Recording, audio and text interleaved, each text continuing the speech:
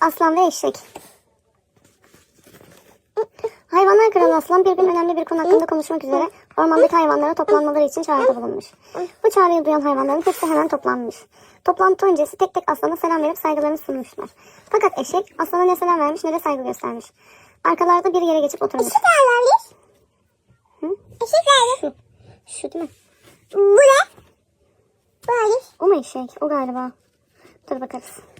Toplantı başladıktan bir süre sonra eşek bir mesele hakkında söz almaya çalışmış. Ancak aslan ona söz vermeyip tavşana söz vermiş. Zaten diğer hayvanlar da... Şu değil mi anneciğim tavşan? Tuvalete yapılıyor. Zaten diğer hayvanlar da eşeği dinlememişler. Eşeği görmezden gelerek toplantıya devam etmişler. Eşek yaptığı hatayı anlamış ama iş işten geçmiş. Şurayı okumadım bir dakika. Büyüklerimize saygıda kusur etmemeliyiz. Saygıyı görmek istersek önce saygı göstermeyi öğrenmeliyiz. Anladın mı?